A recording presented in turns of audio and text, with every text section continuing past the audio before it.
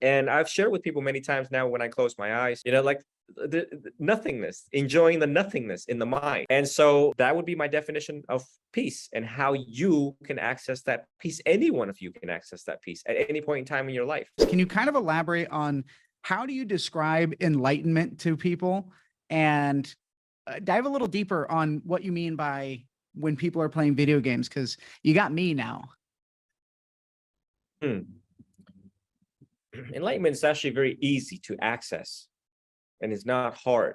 And it is not this place where people think you go to after you die or so on. There's two definitions to enlightenment, right? How I put it, how I teach it, consistent with the Theravada school of the elders, is that number one, you are fully in the present moment, right here, right now.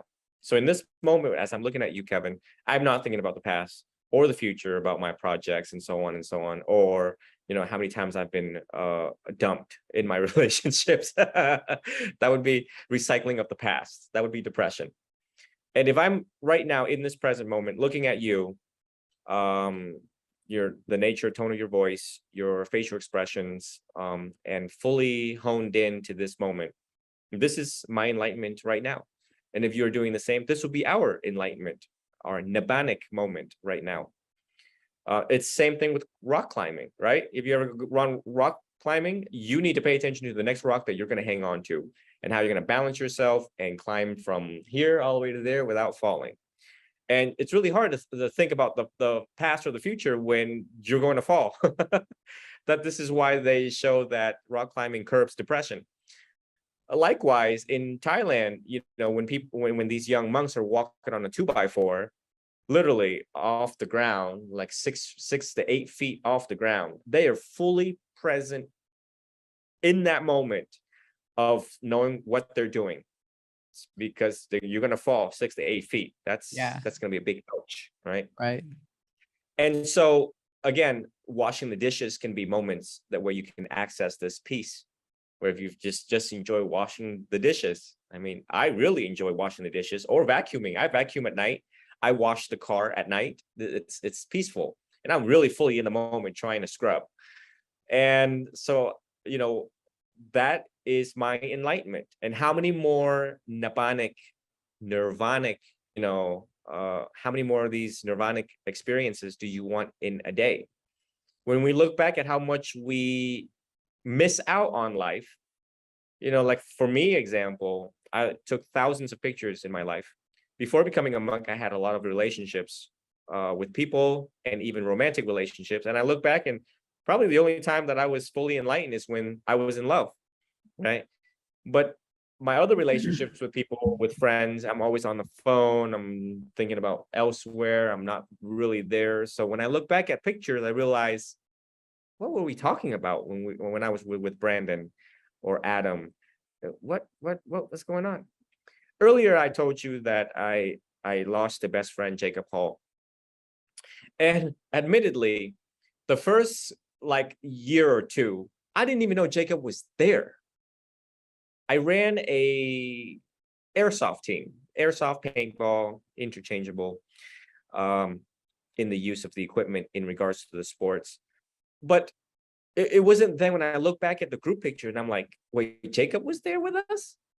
But he was so quiet, Right. I didn't really pay attention to later what came to be a brother that I never had. Yeah. And so I regretted that I could have had more quality time with Jacob, developing that relationship and communications with him effectively, had I just paid a little more close attention and not too involved in other stuff.